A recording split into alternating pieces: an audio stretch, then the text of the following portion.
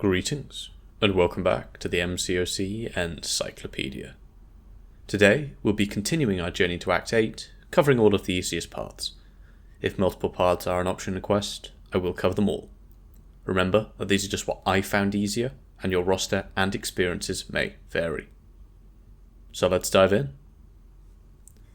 Act 8, Chapter 1, Quest number 6, Pitch Black. Time for the first of the corrupted bosses. The path we'll be taking today is down to the right towards Punisher. Here we'll find Seeing Red, Caltrops, Acclamation, Escalation, and Coolant Leak. Seeing Red you may have seen before, but not in the story, as just like in 8.1.4, this is basically an event quest path with a few extra nodes. What Seeing Red actually does is that it reduces the effect of bleed debuffs on your mutant champions by 90% and removes them all when you throw a special attack. Whenever you remove a bleed from your mutant champions for any reason, or they are immune to one, you can also gain up to 35% Fury passives. Where can we get some bleeds? Well, we also have the Caltrops node that will place a bleed on you whenever you dash back. Acclamation will remove all bleed, incinerate, and cold snap debuffs, again from mutant champions, every 5 hits on your combo meter, and this will also give you 10% of a bar of power for each one removed. So all this is basically just pure advantage. With 90% reduction, the bleeds really don't tick very hard, and willpower will outpace multiple of them at a time. You can remove them all just in any combo, or throwing a special attack, and you gain massive furies. So what makes this path hard at all? Well, Coolant Leak means that we can't use robots or will be incinerated. That's not an issue, we're going to be using mutants. Which just leaves Escalation. Every second, the defender will gain a stacking 5% Fury passive. This sounds far worse than it is, and yes, you will get smashed by some huge special attacks, and that might hurt. But given all the other nodes and how much help they provide, we will be ending these fights quickly, and the Furies really won't have time to stack up. Get some bleeds from Caltrops, cross over 5 combo to turn them into Furies, drop some massive damage. Nothing to worry about. For those of you wondering why we've avoided the weapon paths in this quest, that actually has to do with those paths themselves. They are perfectly functional choices, but I prefer this path for 3 reasons. Firstly, it's quite easy in itself, so we don't need to rely on the cheesiness of weapon nodes. Secondly, the champions we focus on for this path have very high crossover with the boss. Mutants for the path, mutants for the boss. This makes things much simpler, and we can use all 5 champions on the path and all 5 champions on the boss, giving plenty of room. And thirdly, there's no trap node on this path. If we take one of the other paths, that will introduce additional complications on the boss, and we really don't need that at this point. And if this video is helping you at all, please remove all the bleeds from that like button. Okay, corrupted boss number 1. As always, this is the bit you watch multiple times. You need to know what is happening before it happens, otherwise you'll be putting another revive in the Kabam slot machine. The 8.x.4 bosses consist of corrupted versions of regular champions. 8.4.1 has Scytalis, who has corrupted Black Widow. 0.2 has Bahamut, who's corrupted Hulk. 0.3 has Cerastes, corrupted Iron Man. And 0.4 has Glycan, corrupted Punisher. It is generally considered that Scytalis and Cerastes are the easier of the two, but that does vary from person to person and roster to roster. Before we start, I will mention that Scytalis has perhaps the coolest model and moveset in the entire game. Doesn't make a difference, but she looks awesome. Anyway, Scytalis has a lot of words in her kit, and while most of them don't really matter, and to be honest a lot of them don't quite make sense or are worded weirdly or in the wrong order, so on and so on, it is worth going over her full kit to make sure nothing catches you off guard. For example, Black Widow can evade in this fight, but she's also immune to ability accuracy modification, and your True Strike and accuracy effects suffer minus 200% ability accuracy, so you can't use those to get around this. Scytalis starts the fight, and each phase, with her corrupted armour. This reduces incoming damage by 85%, and it is not affected by true strike or true damage. We'll look at how to deal with that in just a second. The next thing to note is her counter evade. This is similar to 7.4 Superior Kang. We will see how she evades later, but when she does, she will counter with 2 hits rather than Kang's 1. These attacks cannot miss, and the first one generates no power on you, and she can't be stunned whilst evading like this. If the second blast makes contact with you, she will gain just over 1/3 of a bar of power. If you block this blast, you will gain the same amount of power. If you throw a special attack when she evades, you will get that power instead. To be honest, I don't think I've ever done this one. It's a really weird thing to include, so I guess you can, but honestly, just dex the blasts, give her power when you need to push her to special 2, which you will need to do, or just know how she's going to evade and avoid it. Right, on to the important bit. This fight revolves pretty much entirely around Scytalis' specials and her traps. After the right special attack, and this changes throughout the fight, she will lay down a trap at her own feet that will activate after a given amount of time. This starts off at 1.5 seconds. The trap will last for 20 seconds and is not affected by ability accuracy. If you step on this trap, you will be rooted for 4.5 seconds, and you cannot evade or cause her to miss, and she will also go unblockable for 4.5 seconds. So don't step on the trap. If you use a special attack over the trap though, you will safely remove it, and you will also gain an indefinite 10% prowess passive, and if you are rooted and you use a special attack, you will again safely remove it and gain the same prowess.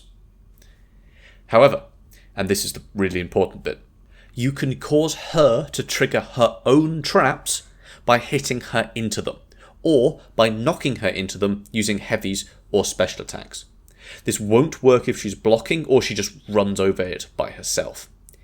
If you do this, and you should, she will be stunned for 7 seconds, lose her corrupted armor for 15 seconds, take 600% more damage, gain no power. You will gain 50% increased combat power rate, and you will also gain an indefinite 10% prowess passive. These prowess persist between fights. However, if you hit her too hard, so for more than 5% of her max health, or about 700,000 damage on a single hit, her corrupted armor comes back 100% faster. You'll have to use some pretty big champions to hit this threshold, but it is important to note. Finally, at the start of each phase, Scytalis will purify all debuffs and regain her corrupted armors. So let's have a look at these phases in detail. Phase 1 is from 100% health down to 81% health, and this is really just the warm-up phase. In this phase, Black Widow Scytalis will place a trap on her special 1, so phase 1, trap 1, and it will arm itself after 1.5 seconds. Also, her health cannot fall below 80% in a single attack, so you can't skip phases.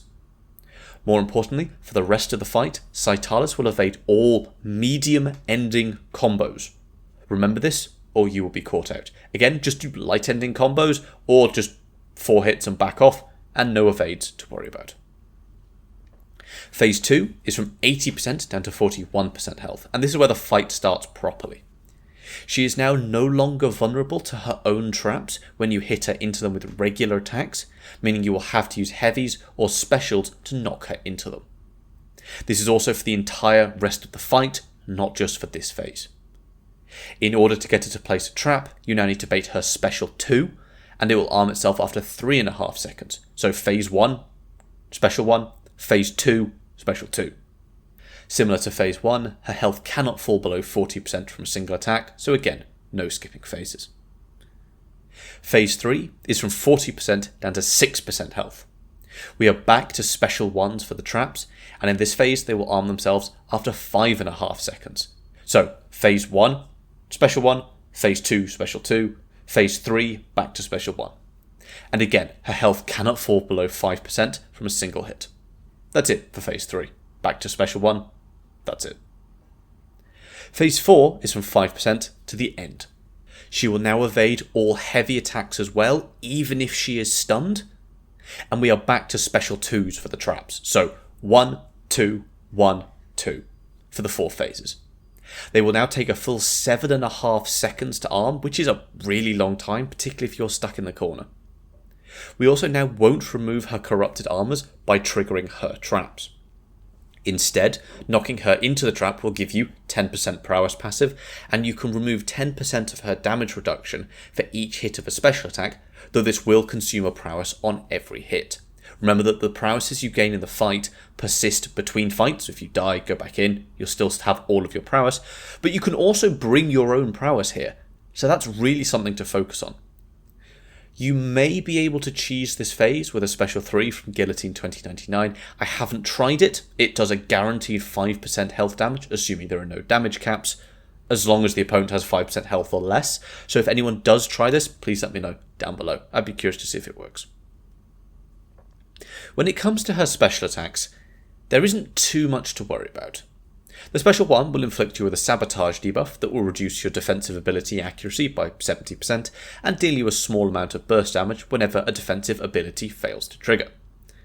The special 2, however, will give Black Widow Scytalis a big crit chance and crit damage passive for 18 seconds each, and like with many of these bosses, special 3 is instant death. No getting around that one. These specials aren't too threatening, though getting caught by the blast in the special 2 can be very painful. As to who we can use for this fight, you can use anyone you want. The only thing that really helps is prowess, so I'd recommend champions with easy access to prowess. Apocalypse, both Storms, Toad, Emma Frost, Sauron, Cyclops, Bishop, Dust, and many more. So, for our team. Well, Mutants and Prowess will cover pretty much everything we need for both the boss and the path, so just choose your favourites. We used an Apocalypse team last quest, and whilst you'd be very good here, let's have someone else. Cyclops, Toad, OG Storm, Sauron, and Emma Frost should be able to tackle everything we come across without issue, and are all valid options for both path and boss.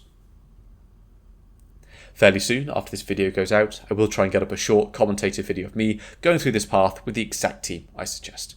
It'll be much more relaxed, but should hopefully give some more insight into how I look at getting around these issues. I will also answer any popular questions from the comments of this video and that video, so please leave yours down below. As always, remember that this is just story content. It won't be going anywhere anytime soon. If you get stuck here and find yourself spending lots of resources, stop and focus on something else. The monthly event quests and side quests are great places to pick up more materials, shards, and units, as are battlegrounds and the arena. So, that's it. Everything you need to know to clear all of 8.1.6.